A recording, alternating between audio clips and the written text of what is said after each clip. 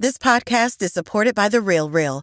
Meet Christine. She loves shopping. And this is the sound of fashion overload. Too many fabulous things, not enough space. So Christine started selling with The RealReal. I've always loved collecting designer pieces. Gucci bags, Prada heels. But my style keeps evolving. Selling with The RealReal?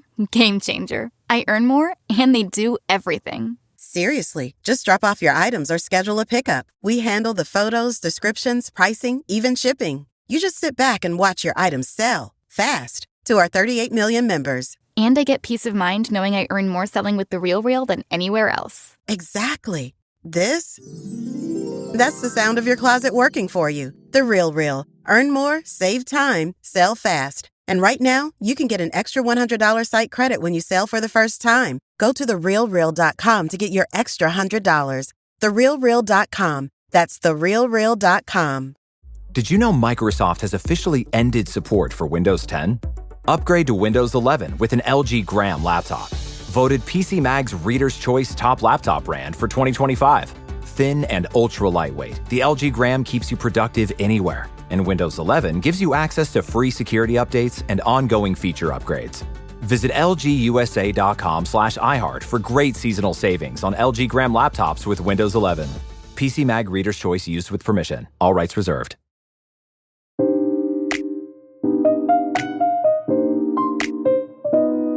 Hello, listeners. Welcome to Stars of the Golden Age, a show that highlights the lives of legends from film, music, and the birth of television during Hollywood's Golden Age, with a special emphasis on their lives behind the scenes.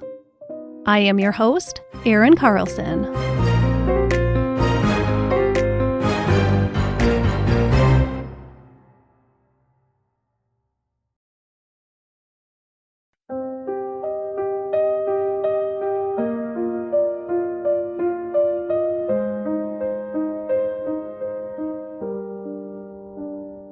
Today, we will continue taking the journey through Natalie Wood's life. If you haven't listened to part 1 yet, please go back and listen to that first. You're really going to want to hear about her early years. It's very important to her story. In part 1, we left off with Natalie at just 10 years old, when she experienced the traumatizing bridge collapse during filming of The Green Promise. This experience was extremely damaging to her mental well-being. She was left more terrified than ever of water. She was tricked, she was used, emotionally scarred for a scene in a movie. She began having recurring nightmares about drowning, and her fear and paranoia grew to the extreme. Something that brought a sense of calm were animals. Natalie was a huge animal lover throughout her life, primarily dogs, but she did have other animals as pets too, like her childhood bird, Gregory Peckwood. It's a good thing she had Gregory Peckwood in her corner, because after the manipulation that resulted in the dangerous bridge collapse scene in The Green Promise, Natalie really started to see her mother for who she was. She knew her mother was likely behind the deception surrounding the scene. Her mother, along with the director and everyone else involved at the studio. Imagine being a 10-year-old and realizing you cannot trust those you thought you could trust the most. If she couldn't trust her mother or her studio execs and directors, could she trust anyone? Natalie was also beginning to see the eccentricity in her mother's superstitions. Natalie's younger sister, Lana, recalled what it was like. Quote, "If we broke a mirror, we would have to go out and throw it over our shoulder into the yard. You don't put hats on beds or shoes on tables. You don't walk around opposite sides of a pole with someone because you'll have a fight with that person. You don't give sharp objects as gifts. If you give somebody a ring or slippers, you have to give somebody money. Otherwise, you'll split up. You don't give scarves as gifts. They're bad luck. If you sing before the sun comes up, then you'll cry before the sun goes down. You can't let the moon shine on you at night. It'll cause bad dreams. Moon madness, insanity." End quote. Maria held these superstitions tight and lived by each and every one of them. Natalie had been molded her entire life to believe these as absolute truths. But now as she grew, and as she began to see some of the experiences with her mother as they really were, she was gaining a whole new perception of Maria. Still, it was hard to let go of all of Maria's superstitions. They were embedded so deeply in Natalie. It was just a really confusing time in the 10-year-old mind of Natalie Wood. She said later as an adult, quote, "I found it very difficult to figure out if I was responding to a situation as though it were a scene, or whether it was how I really felt about something. From ages 10 through 12 or so, I barely remember anything." End quote. As Natalie grew older, Maria panicked. She tried desperately to keep Natalie from growing out of the adorable child phase of life. She kept her in little girl clothes, pigtails, and bows far after she'd grown out of these things. Eventually, though, she just simply wasn't a little girl anymore, and Fox decided they didn't need to keep her under contract anymore. Maria worked hard to keep Natalie in the movies, but she was no longer under that secure studio contract. Shortly after she turned 12 years old, Natalie and her mother were back on the Fox lot for the movie The Jackpot.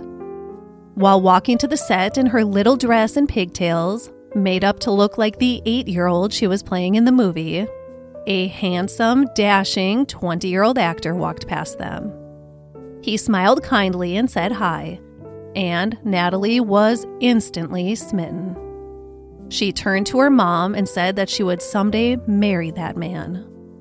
She and Maria went to the publicity department at Fox and got a headshot of that actor, and Natalie hung the photo up in her bedroom. The actor was Robert Wagner. Natalie wanted desperately to live a typical preteen life. She wanted to have friends and routine and homework. She was scared to death at the thought of it, but she wanted to go to public school. She just wanted to be like every other kid her age. Maria surprisingly caved and let Natalie go to school. She started 7th grade in the fall of 1950, and she stepped into quite a culture shock. Here's how she recalled it. Quote, "I got the biggest shock of my life when I saw the other girls. They were dressed in pretty sweaters and straight skirts. When I looked down and saw my frilly dress and long pigtails, I felt like crying. I noticed how much older the other kids looked, how much more sophisticated they were. They had lipstick and tight skirts. It took me one day to get a costume change, but it was years before I got over having made such a fool of myself." End quote. Natalie changed her look to fit in, but she was from a vastly different world. She never really felt like she fit in. Natalie did meet her very first girlfriend in that return to public school in 7th grade. She had never had a girlfriend. Her only friend in her entire life had been Edwin from Santa Rosa, way back when she was 4 and 5 years old. Now she had Marianne Marinkovich. This is how biographer Suzanne Finstad describes Marianne. Quote, "A big-boned, tall brunette who wore pixie pink lipstick and was fearlessly extroverted." End quote. Marianne didn't care that Natalie was a famous actress. She was just her friend. She didn't pry about the movie stars she'd worked with or any part of her movie life. She just liked her for her, and that's it. Marianne helped Natalie in many ways. The most important being how she just helped her to see the world as how it should be for a preteen girl. Marianne was no nonsense, and she wasn't afraid to voice her opinions about Natalie's forced lifestyle or her mother to her friend. Actually, as they got a little older, she wasn't afraid to stand right up to Maria herself. Marianne recalled how judgmental Maria was of other girls, how she never wanted in Natalie's orbit any girl who could pose a threat of competition to her. To Maria, Marianne was pretty and strong, she thought, but she was bigger than Natalie and darker than Natalie. So she fell into the safe category for Maria. She wasn't a physical threat. She wasn't going to take away attention from the golden child. Marianne recalled a very disturbing, recurring attribute of Natalie's mother, Maria. She said when Maria saw a child that she deemed to be unattractive, she would point blank tell her daughters, "If that was my kid, I'd drown it." Yes, you heard that right. When I first read that, I felt it in the pit of my stomach. It's just disgusting. Needless to say, Natalie felt an immense pressure to look perfect at all times because of these constant little jabs from Maria.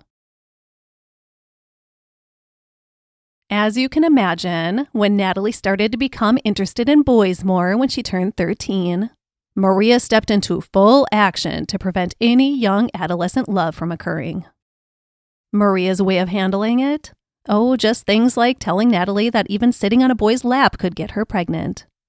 And that with Natalie's small frame, she would absolutely die giving birth to a baby. So she better not get too close to boys because she could get pregnant and die. Natalie had a huge crush on the leather jacket-wearing bad boy of the 8th grade, Jimmy Williams, along with almost every other girl in the 7th and 8th grade. One day in art class, Jimmy, sitting behind Natalie, started flipping one of the pigtails Maria still forced Natalie to wear most days. She turned around and asked him why he was doing that. He said, "'Cause I don't like pigtails." So Natalie replied, "Well, cut them off." So he did. 14-year-old Jimmy Williams took a knife out of his pocket and cut one of Natalie's pigtails clean off. And you know what? Natalie was not mad. She was kind of relieved. She never ratted out Jimmy to her parents, but it was a definite turning point in Natalie's life, a rite of passage. Because when Jimmy cut off her braided pigtail, something shifted in her. It's as if somebody finally gave her the courage to stand up to her parents and voice what she wanted her life to be, how she wanted to look and dress. She went home and told her parents she didn't want to look like a little girl anymore. Maria was, of course, upset and resistant. But Natalie persisted, and she won. She returned to school with a stylish, sleek bob and makeup, ready to enter her teenage years head on, and ready to be more confident and independent against her controlling mother. Jimmy Williams still wasn't interested in Natalie, but other boys were taking notice. Not just boys. She went out with one college boy once or twice, and then actor Tom Irish. He was 21. Natalie was 13. Tom's car was an old hearse, so that's what he would pick Natalie up in for their dates. So why was Maria allowing her 13-year-old daughter to go on a date with a 21-year-old man in a hearse? Publicity. Maria was now embracing her daughter's transition into young womanhood, and she figured if she dated fellow actors, they could very likely end up in the papers and movie magazines. And that was good for Natalie's career. And success in Natalie's career was good for Maria. Natalie felt trapped and confused during this period of her adolescence. She still played with dolls, which had always been an emotional tool for her in dealing with her troubled childhood, an outlet. But she was also dating a full-grown man. She was teetering in that space between childhood and womanhood, not sure exactly how to make the transition. And we all know Maria was not helping her at all. Natalie Wood's film debut coming out of her little girl pigtail image was 1952's Just for You, with Bing Crosby, Jane Wyman, and Ethel Barrymore. Next, she did The Star with Bette Davis. And now 14-year-old Natalie was again forced into a frightening water scene that she did not want to do. A scene she said was not in the original script she read, and that she was surprised with, being the first scene she was scheduled to shoot. It involved Natalie having to jump off a sailboat outside of Catalina Island and swim to a faraway raft. Natalie was always very compliant and mannerly on film sets, or everywhere really. But being tricked again into doing a scene that sparked a major emotional response, again, triggered a strong emotional response, obviously. She did not want to do the scene, and she felt manipulated into it again. Bette Davis actually stood up for her when she heard the outcries from Natalie. She told the director to not force her to do something that would traumatize her. But she was forced to do it anyways. It didn't go well, obviously, and the director used a stunt double to reshoot. And in the end, the scene was cut from the movie. So Natalie was traumatized again for nothing. And her fear of water was brought to new heights. Oh, I do need to mention this. Bette Davis hated Natalie's mother, Maria. Couldn't stand her, and made that very well known. 8th grader Natalie Wood was still dating 21-year-old Tom Irish. They dated for several months. But Natalie was still holding a candle for bad boy Jimmy Williams, a much more age-appropriate boyfriend for her. Finally, when Natalie entered high school in the 9th grade, Jimmy started to see Natalie in a new light. Now he was interested. Natalie begged her mother to let her go to group social events where Jimmy was present. But Maria really wanted her to stick with her adult boyfriend, because that was good for PR. Finally, Natalie convinced Maria to loosen up a little bit, and Natalie began dating Jimmy Williams, every girl at their school's dream. As Natalie and Jimmy shared their first kiss, Maria was right there to physically, aggressively tear them apart as she yelled Russian expletives at them. Jimmy brought out a little more independence in Natalie, who was now becoming a little rebellious. Even bad boy Jimmy said Natalie was a fearless risk taker, a thrill seeker. She was ready to live. Deep down, she still had so many fears and phobias, but she seemed to be trying really hard to fight through those so she could be the girl that she wished she could be. But she'd have to work really hard to capture those experiences, because the minute Maria loosened her reins on Natalie and allowed her to go out alone with Jimmy, she hired a private detective to follow them everywhere. So Natalie just started sneaking out of her window at night to meet up with Jimmy, and she was eventually doing much more than just sitting on his lap. Eventually, Maria won once again and successfully severed ties between her daughter and the boy she loved. The night Natalie ended their relationship at her mother's insistence, Jimmy Williams attempted to end his life. He shot himself with a rifle. He luckily survived, but he was left with permanent physical damage. Jimmy ended up having a long and happy marriage with 2 children and grandchildren. So Jimmy, despite Maria's wishes for him, I'm sure, had a happy ending. With Jimmy in her past, Maria was now ready to throw Natalie back to the Hollywood wolves. This time, right to Frank Sinatra. When Frank invited Maria and Natalie to a party at his house, Maria saw it as a great opportunity for her daughter's publicity.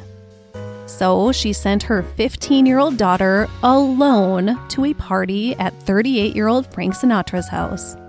And I think we all know what a party at Frank Sinatra's house was like.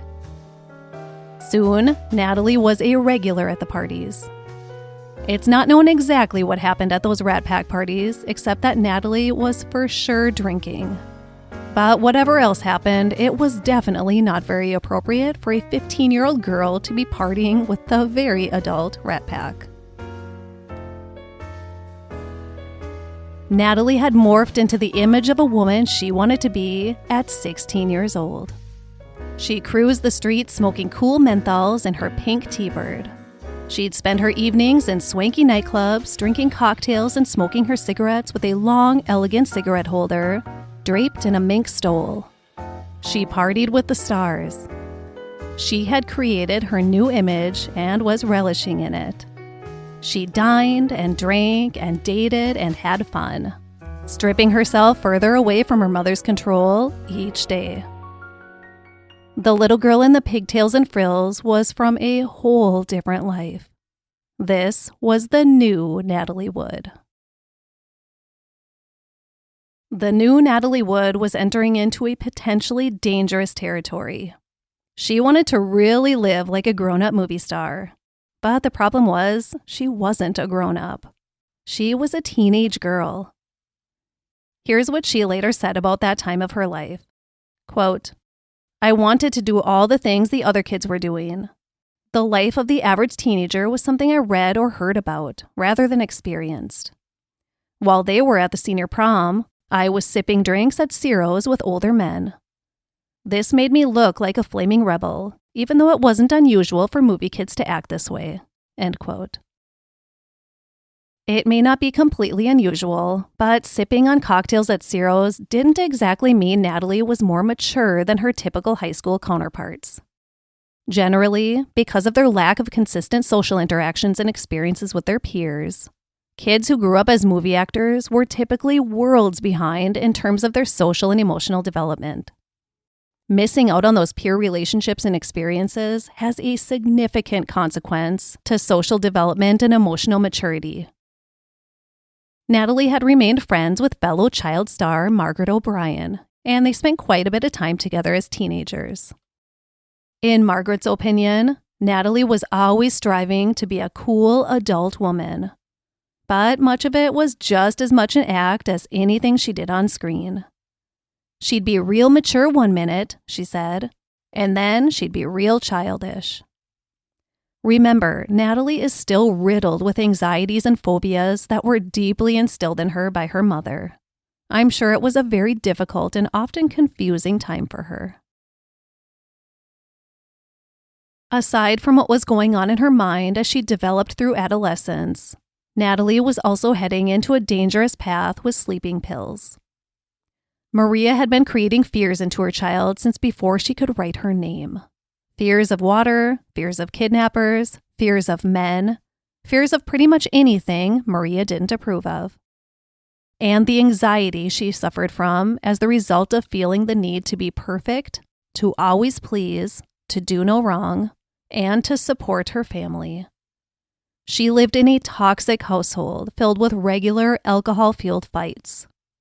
She was 16 years old and had all of this weighing on her. She always had, but now she was doing it while also going through the many physical and hormonal changes that I'm sure her mother also didn't support her through. All while she was trying to make the jump from childhood to full-blown adult without transition. It all made it really difficult to sleep, sometimes impossible. The fears translated to nightmares, and the anxieties translated to racing thoughts. So she turned to sleeping pills. Before Natalie was even at high school age, she had appeared in almost 20 movies. She grew up in front of the world on the silver screen. Most child stars age out of the limelight. They never make it to adult stardom. Once they're not cute and little anymore, their careers are over. Natalie Wood was one of, what many say, the lucky ones. I personally don't find any part of her story lucky. But as far as movie careers go, for those who want them, being able to transition from child acting to adult stardom is a great accomplishment. And once she got through that teetering early teen transition period on screen, what a splash Natalie Wood made as the world watched her grow into a beautiful young woman. Right alongside James Dean in Rebel Without a Cause. She was 16 years old. When Natalie read the script for Rebel Without a Cause, she felt the storyline and the character of Judy in her bones. She became obsessed with getting the part. And as a result of her persistence with director Nick Ray about it, a romantic and sexual relationship soon began between 16-year-old Natalie and the 43-year-old director, who was previously married to actress Gloria Graham. That is a whole other story that I'll get into when I cover her one day. For Natalie, though, not only had she become obsessed with the part, but she became obsessed with director Nick Ray. And he took full advantage of that. Maria saw Natalie slipping more out of her grip each and every day. So instead of trying to stop the relationship, she just monitored its every move by secretly spying on her daughter while she was at Nick Ray's Chateau Marmont bungalow. She would drag 8-year-old Lana out with her and sit for hours in the dark car, waiting for Natalie to emerge from the bungalow.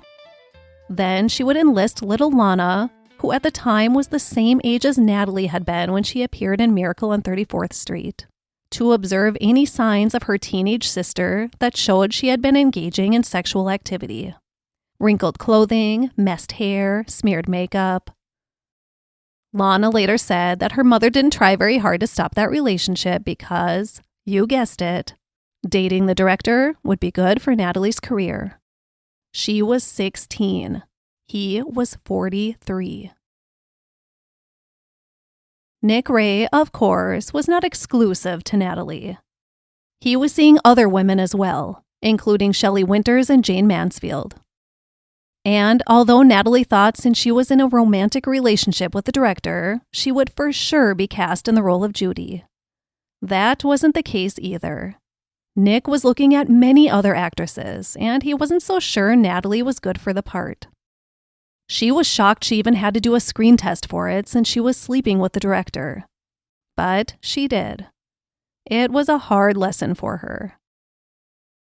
Since James Dean, who had already been cast in the movie, was in New York at the time, the screen tests were done opposite Dennis Hopper, who was also in the movie. And as a result, Natalie began seeing him as well. Her friends described her as having many men in her orbit at all times. She was always chasing that attention, and she was chasing a potential way out of her toxic home with her toxic parents.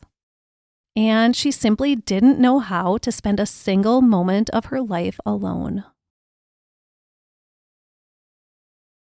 Natalie's views on men, trust, and the business came into a glaring light of reality shortly before filming began on Rebel Without a Cause. She was invited to the room of one of her film idols, under the ruse of considering her for a part in one of his movies. The next morning, Natalie confessed through sobs to her closest friends that she had been brutally and violently raped by this man. Biographer Suzanne Finstad did not reveal his name in her book, but it was later said to be Kirk Douglas, which I confirmed through a BBC article, and Natalie's sister Lana shared this in her memoir as well. The rape left Natalie physically injured, and she was emotionally scarred for life. Yet Maria refused to let her daughter go to the police.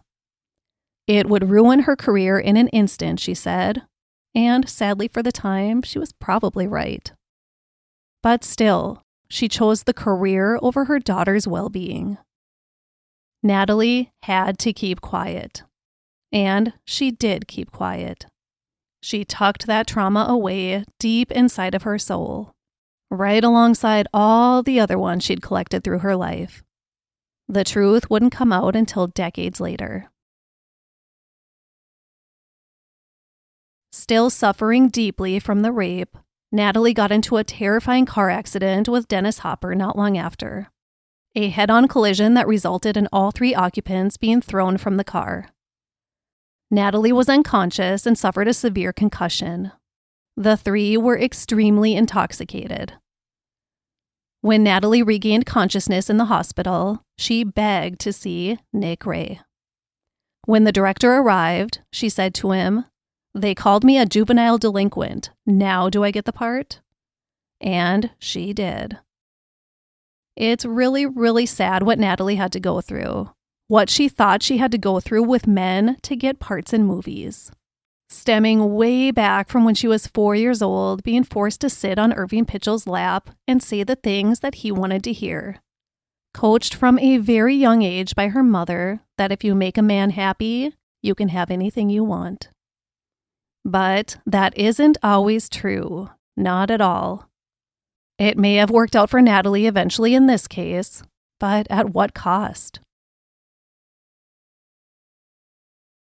Although Nick Ray seemed to have no concerns about Natalie's body behind the closed door of Bungalow 2 at the Chateau Marmont, he had concerns with it and her betrayal of Judy in Rebel Without a Cause. He had the wardrobe department create more curves on her body through padding on the hips, butt, and chest. Nick had Natalie work with a voice coach to lower her voice and had her take lessons in walking and moving in a more seductive manner. And all of this contributed more to Natalie's insecurities that she wasn't good enough. The filming of Rebel Without a Cause was so far removed from any other film production Natalie had worked on. Everything was centered around the dark and mysterious James Dean, his extreme moods, and his devotion to method acting. This was far more than what she was used to, just going to work, delivering lines, and being done with it. This was deep and emotional. James Dean became the new object of Natalie's romantic obsession. He was the adult version of her bad boy boyfriend, Jimmy Williams, and she was mesmerized by him. He was raw and dark and moody and so unlike anyone she'd ever met. He lived by his own set of rules, which was pretty much a world without rules. Natalie fell into that idea, wanting desperately to fit in with James Dean. Those close to her noticed the change. She was described as becoming loose with morals, behaviorally destructive, and more sexually adventurous. She just really wanted to fit in, to be cool, to be loved, and to be accepted. Natalie hadn't attended her high school much at all during her junior and senior year, but she was still able to graduate with her class. She graduated from high school in June of 1955, and 4 months later, Rebel Without a Cause was released, cementing her as a mature, dramatic actress. Between her high school graduation and the release of Rebel, James Dean tragically died in a car accident. His haunting death before the movie was even released only amplified the movie's success and legacy. Teenage boys wanted to be James Dean, and teenage girls wanted to be Natalie Wood. Natalie was a true movie star at 17 years old, and Warner Brothers signed her to a 7-year contract, and subsequently thrust her into a wild amount of publicity. Whatever individuality was left in Natalie's soul was dissipating quickly now. She was almost always required to be the persona of Natalie Wood, the star. Put on a smile and do as told. Portray to the world what they wanted. She dated regularly, and then she met 18-year-old method actor Scott Marlowe, another bad boy, an anti-Hollywood image. But Scott saw through Natalie's rebellious and adventurous exterior. He saw the damaged, frightened, vulnerable, sad, and kind soul that resided deep underneath it all.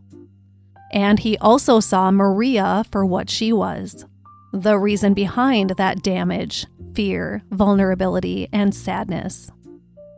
So Scott tried to help Natalie.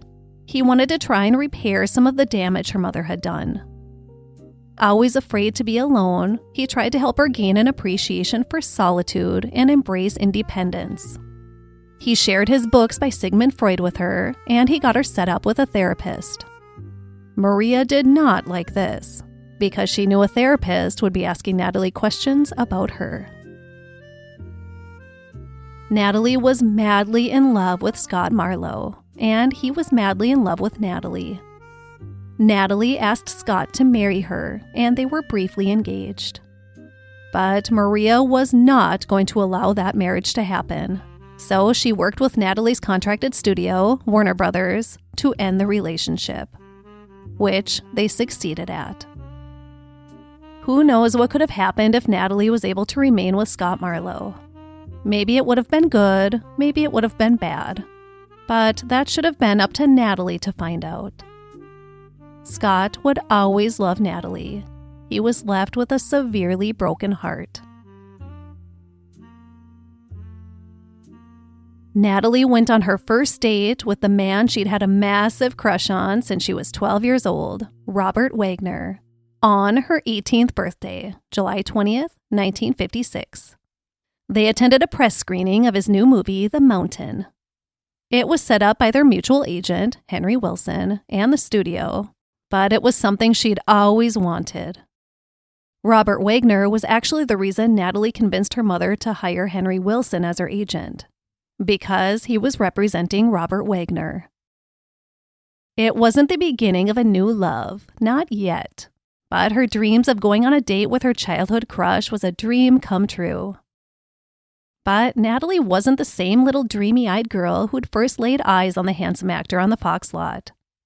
She was a young woman with more life experience than most women have in their entire lifetimes.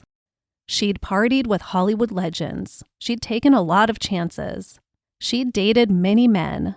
She'd been taken advantage of, and she'd been loved fiercely. All by her 18th birthday.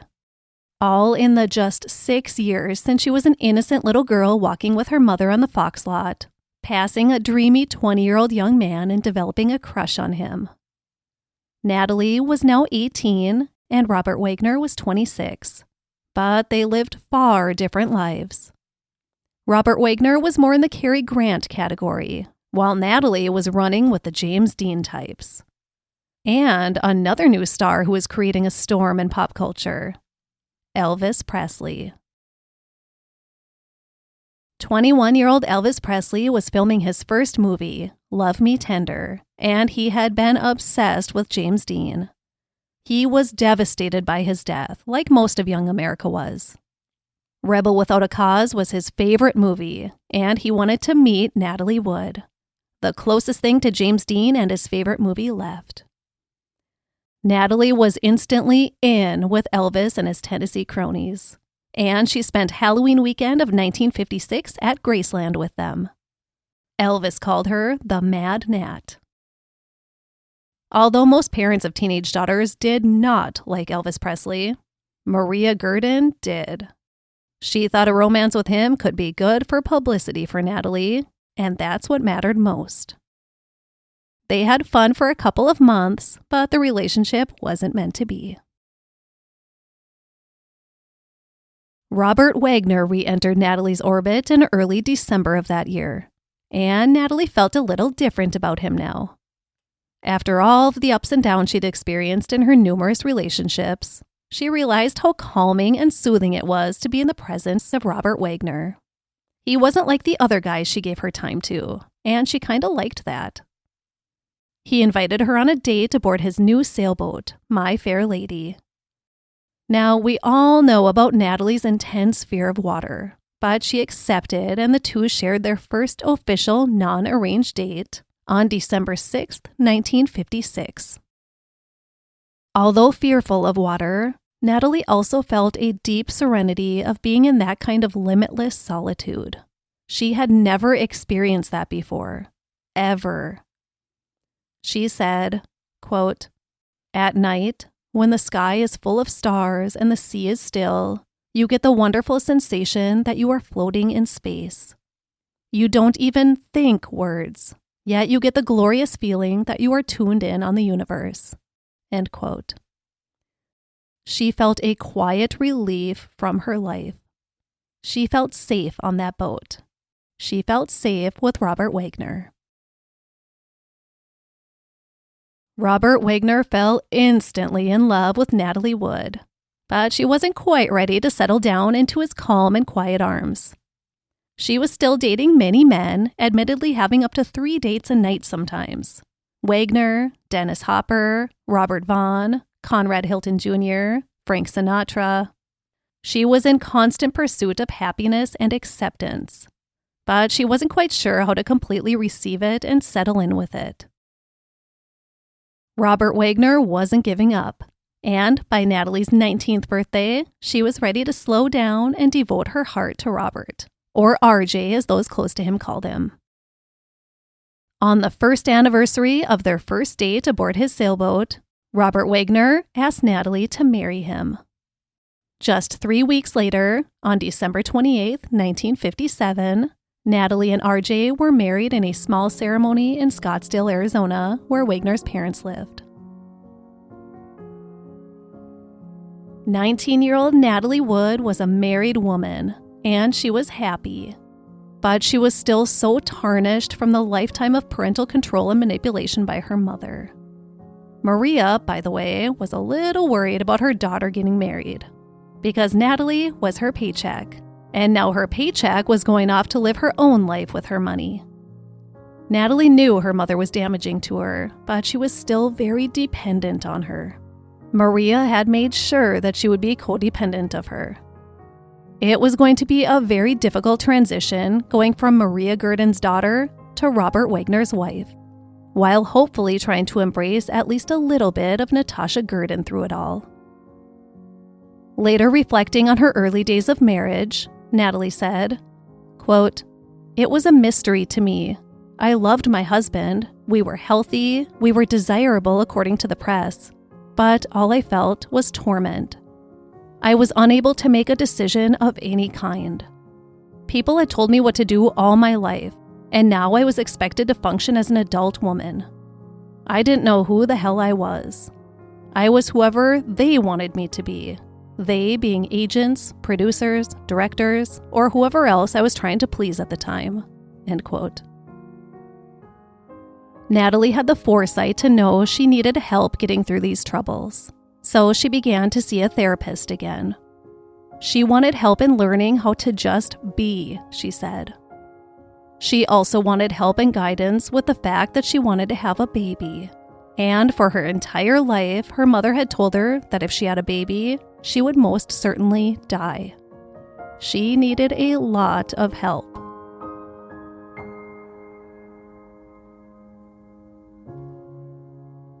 The Wagners were one of the hottest couples in Hollywood, and they lived a life of luxury, even though they couldn't quite afford it. Natalie had stepped back from work a bit after they got married, something that landed her on suspension with Warner Brothers. She just didn't want to be separated from her new husband. They bought a beautiful home in Beverly Hills.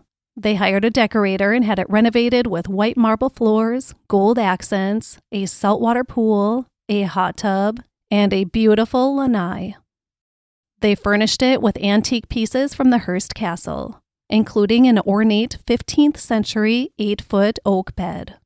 They bought matching Jaguars. They wanted to live like the grandest of movie stars. But that high-flying lifestyle caught up with them by the end of 1959.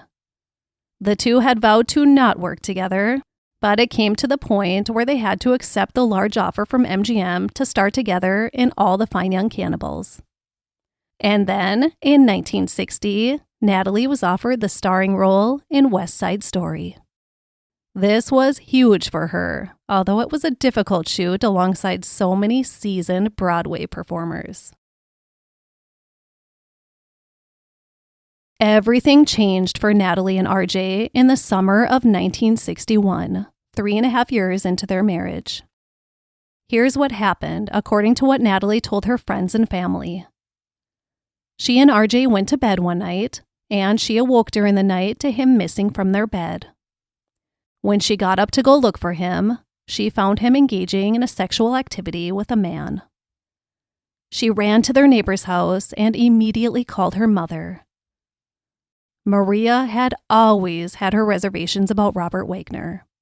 He had been represented by agent Henry Wilson, and Henry Wilson had a reputation for taking young men, often gay or bisexual but not always, and grooming them for stardom, usually making them pay him sexually for his services.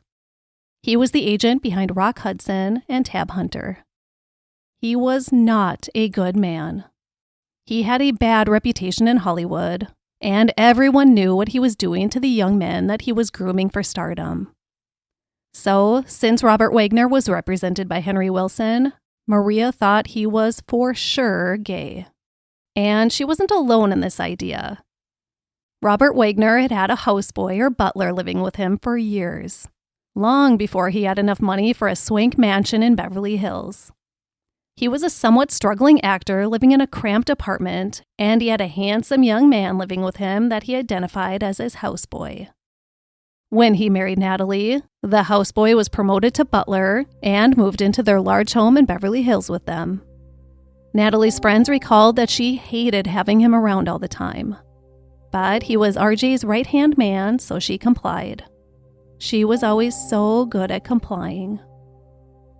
It is believed that this is the man who Natalie found her husband engaged sexually with.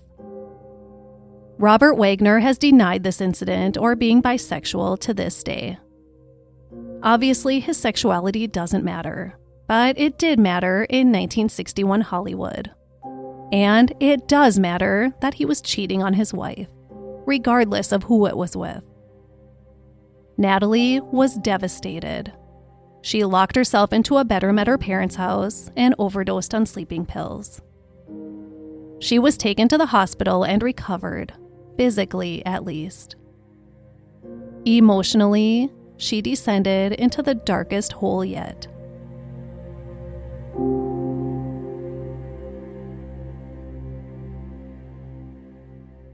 This is where I'm going to leave off with for this week. On our next episode, in part 3, I will tell you about what happened after Natalie's crumbled marriage to Robert Wagner. I'll tell you about the rest of her life, and I'll tell you how her life tragically ended and the storm of mystery that surrounds her death. Thanks for hanging in there while I work my way through Natalie Wood's story. There is just so much to tell, so many working parts to her tragic story. We will get to our conclusion next week, I promise. Suzanne Finstad's biography that I'm using as my primary source is over 600 pages long, much longer than most of the biographies out there. It is highly detailed and very well written. It is considered to be the premier Natalie Wood biography.